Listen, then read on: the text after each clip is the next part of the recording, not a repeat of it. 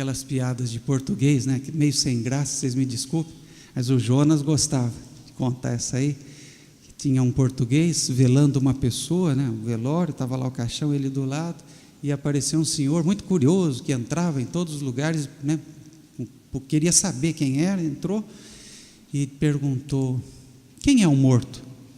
E aí ele respondeu: é ele. É ele. Sem graça, né? Mas eu lembrei dessa piada para fazer uma outra pergunta para a gente. Quem é o cego dessa história? Quem são os cegos dessa história que acabamos de ler?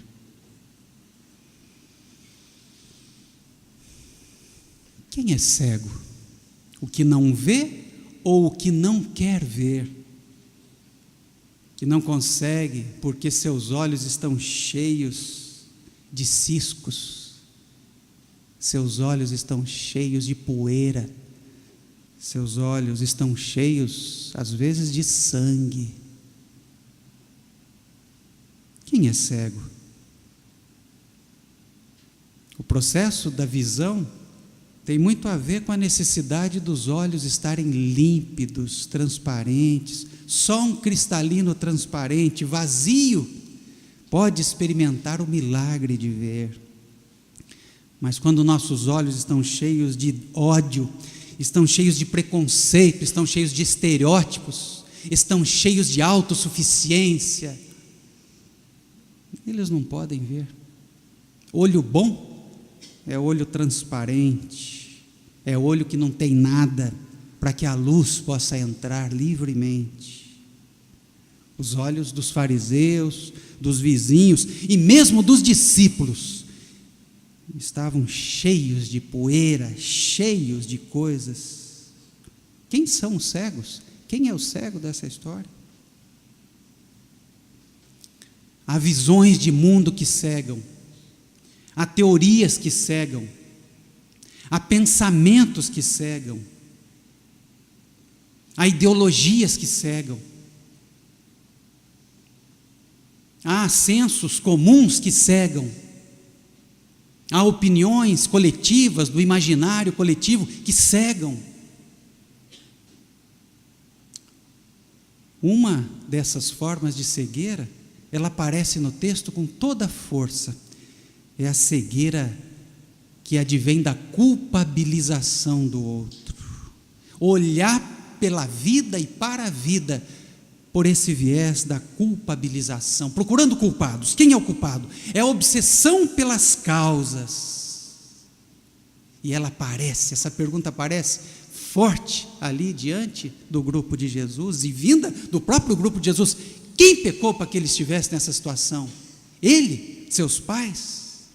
E Jesus provoca uma fissura, Jesus provoca uma ruptura profunda nesse senso comum, nesse pensamento que é o pensamento de todo mundo na sua época, nessa forma de ver o mundo.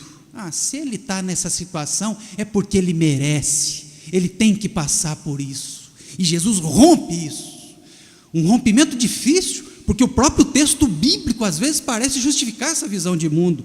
Êxodo 34, verso 7 diz: Deus não deixa impune, Deus castiga a culpa dos pais nos filhos até a 3ª e 4ª geração.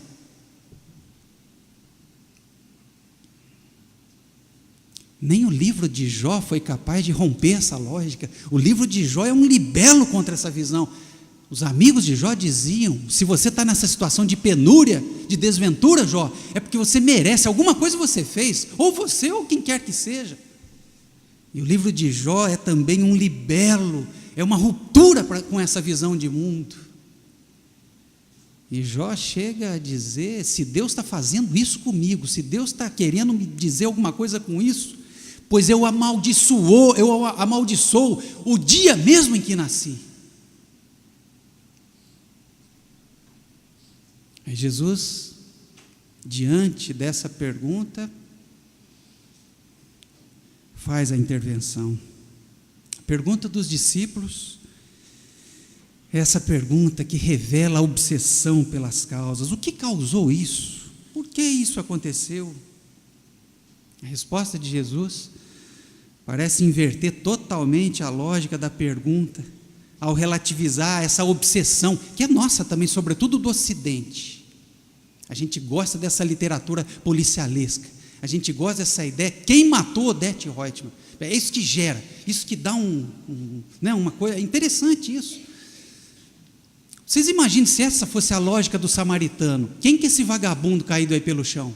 Se ele fosse ficar perguntando pelas causas, está no lugar errado, na hora errada, não devia passar por... Tudo isso são formas silenciosas e cruéis de culpabilização para dizer assim, ele é culpado, ele merecia isso.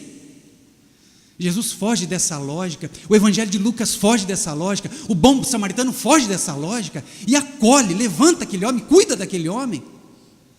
Talvez depois vá perguntar das causas, que a culpabilização, ela tem essa característica, é para manter as coisas como elas estão, é para não mudar nada, é para ficar patinando sobre a situação. Jesus traz essa resposta tão bonita, nem ele pecou, nem seus pais pecaram. Trata-se de uma situação na qual pode ser um lugar, uma ocasião para uma novidade de vida, é isso que Jesus está dizendo.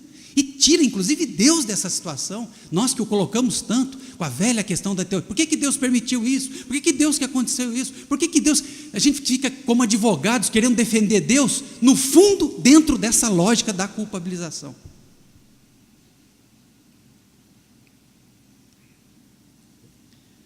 Como se Jesus dissesse, gente, o mais importante não é a causa da nossa desventura. O Jung dizia, há neuróticos que sabem mais da sua neurose do que os analistas que os atendem. Mas não muda nada isso. Sabe até dizer o dia que teve o trauma, sei lá o quê.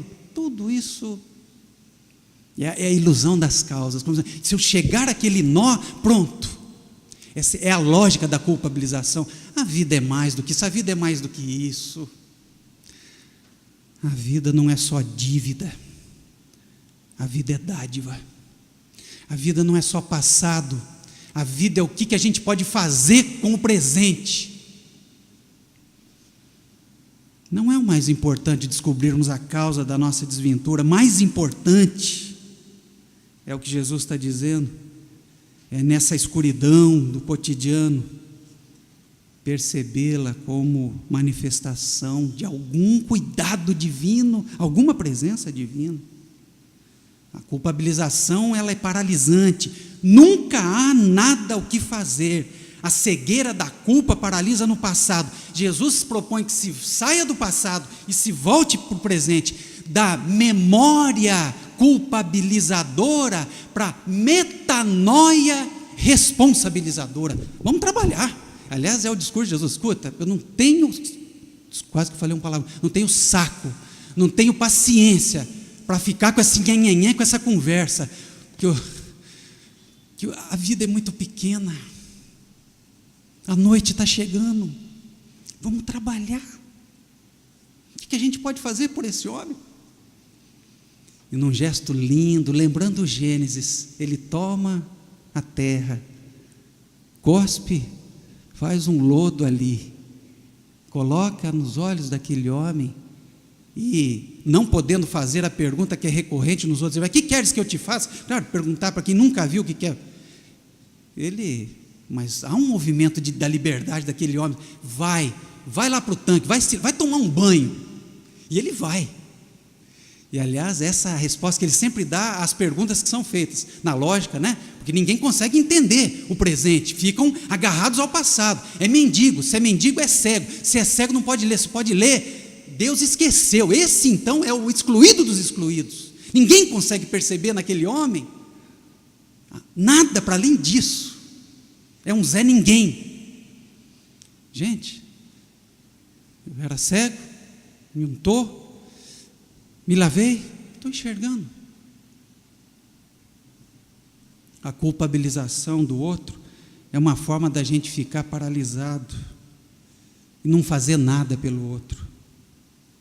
Então, é preciso desenraizar de nós esse espírito da acusação do irmão, o espírito que está sempre à procura de um culpado. Quem fica nesse ciclo de culpabilização não consegue perceber no presente um convite à ação criadora.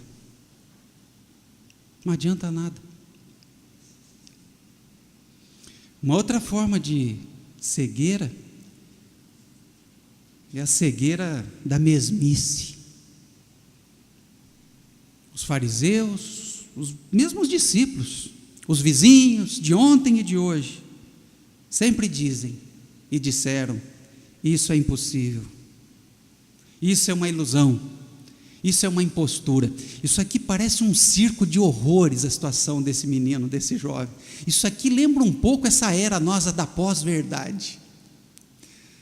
Está todo mundo ali querendo construir uma narrativa para fazer o quê? Para se livrar do espanto que aquela situação está provocando em todo mundo. Não é possível que esse Zé Ninguém diga: eu sou, ego em mim. Não é possível, não é você. Chegam a dizer isso para ele. Você parece ser o cara, mas não é ele não. Aí o cara: eu sou. Aliás, eu sou de João, talvez seja proposital. No capítulo 8, Jesus dissera, numa discussão com as lideranças judaicas: nós somos filhos de Abraão. Jesus fala: vocês são os mentirosos, vocês são filhos do demônio. É isso sim, é uma conversa dura. E aí Jesus vai dizer: antes que Abraão fosse, eu sou. É a mesma expressão que esse homem diz agora: eu sou. Eu sou lembra o que? Vocês conseguem imaginar? O que lembra o eu sou? Lembra? O nome do Javé, do tetragrama, o nome de Deus. É como se esse homem se levantasse, um homem excluído, um homem esquecido, um homem que não é nada, se levantasse ali e o próprio Deus aparecesse. Eu sou filho de Deus. E ninguém consegue entender isso, porque não cabe na lógica daquele sistema onde cada um sabe o seu lugar. Quieto aí, rapaz. Levantam-se os fariseus, levantam-se os vizinhos, levantam-se os discípulos, ninguém está entendendo nada. A ponto de chegar uma hora e dizer: pelo amor de Deus, eu não sei de nada, se ele é pecador, de onde que ele vem, se ele é filho disso, não sei de nada disso. Eu só sei de uma coisa: eu era cego e agora vejo. Quem é cego nessa história? Cego é quem não conhece, não consegue reconhecer uma certa ignorância em si. Eu não sei o que é isso, eu não estou entendendo o que está acontecendo. Cego é quem não consegue suportar a força da surpresa, não consegue surpreender-se com a vida. Esse é cego. Cego é quem não suporta o espanto, não suporta esse não sei, o que está acontecendo, eu não estou entendendo. E é recorrente no cego, dos olhos, dizer: eu não sei. Cego é ficar confinado em si, achando que sabe tudo. Cego é fechar as janelas ao sol e afirmar: ele não existe, porque não cabe dentro da minha teoria. Cegueira aqui é a tragédia da autossuficiência, essa cegueira que nos visita o tempo todo, quando, por exemplo, dizemos que conhecemos alguém e, no fundo, de alguma maneira, reduzimos essa pessoa ao que há de mesmo em nós, nele. Passamos ao lado da sua diferença, passamos ao lado da sua alteridade, estamos cegos ao mistério que ele traz em si.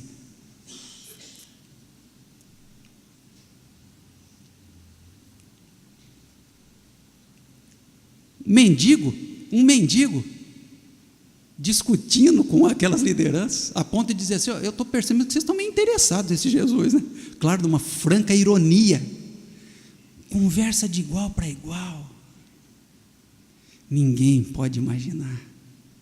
Ninguém podia imaginar. Quem que está cego nessa história. Sermos cegos consiste em não podermos sair das nossas ideologias, das nossas visões de mundo, em sair de nós mesmos, das nossas concepções, é vivermos sempre no mesmo, não sendo capazes de dar lugar ao outro, a sua novidade, a novidade da vida, a manifestação das obras de Deus no dizer de Jesus. Terminando na primeira carta de João, João é lindo nesse quesito. A gente lê o seguinte, capítulo 2, versos 9 a 11. Quem odeia o seu irmão está nas trevas. Anda nas trevas sem saber por onde vai. Sabe por quê? Porque as trevas cegaram seus olhos. Quem ama o irmão está na luz. E lembrando que amar na Bíblia, na tradição, não é gostar. Amar é mesmo na adversidade respeitar a dignidade do outro, se abrir para o outro. Ou seja, quem não reduz a realidade, quem não reduz a vida às situações do seu conhecimento, ao seu saber, aos seus ideais, às suas preconcepções, quem não reduz o outro está na luz. Ou melhor, está mais aberto, mas está mais receptivo à luz. Por isso a gente poderia dizer que o milagre da visão se dá sempre a partir de um certo não sei. Quem se acha, quem sabe muito, quem se vê com muito poder, quem se coloca muito nesse lugar de autoridade, provavelmente está cego. Olhos bons são olhos transparentes, desentulhados, receptivos a que a luz possa entrar livremente. Quem é o cego?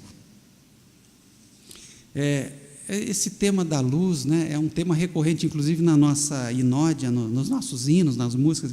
Deixa a luz do céu entrar, deixa o sol em ti nascer, né?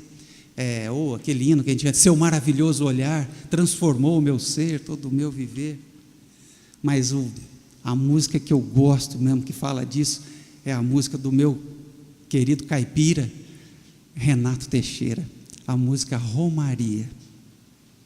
E nessa canção, o Renato, ele explica um pouquinho essa busca, esse itinerário, né, que lembra muito o cego da história, e esse cego que somos nós. E o poeta descreve a sua busca pela iluminação divina. Ele quer ver, ele quer ser iluminado. E aí ele vai percorrendo diferentes momentos. E é interessante que o sertanejo não deixa de lado uma certa busca das causas da sua escuridão, da sua dificuldade, do seu desvelo. E ele chega a dizer: meu pai foi peão, minha mãe solidão, meus irmãos perderam-se na vida em busca de aventura. Descasei, joguei, investi, desisti, se a sorte eu não sei, nunca vi. Em seguida, ele confessa que só lhe restava fazer uma coisa, que foi um pedido que fizeram para ele: rapaz, vai lá na igreja, vai lá no altar lá, né, e fala alguma coisa para Deus. Ou seja, que colocasse no altar divino a sua religiosidade, a sua crença, porque teoricamente é o que você tem de melhor. Isso aí você sabe, né? Isso aí. Mas o matuto, o caipira, relativiza o seu próprio saber religioso, a sua própria crença ao dizer: como eu não sei rezar, eu só queria mostrar meu olhar, meu olhar, meu olhar.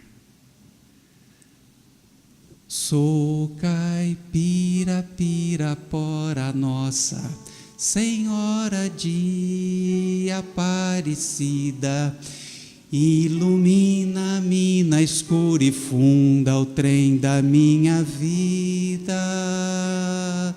Sou caipira, Pirapora Nossa Senhora de Aparecida, ilumina-me na escura e funda o trem da minha vida.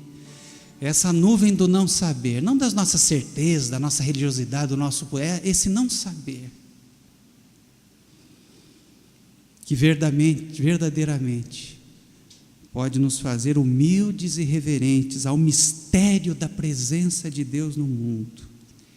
Viver é para Jesus abrir-se a uma dádiva e não ficar descortinando dívidas.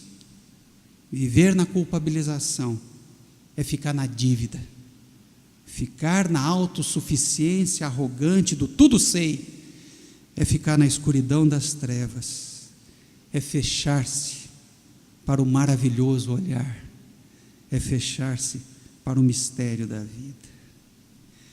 Que Deus nos ilumine, que Deus transfigure o nosso olhar.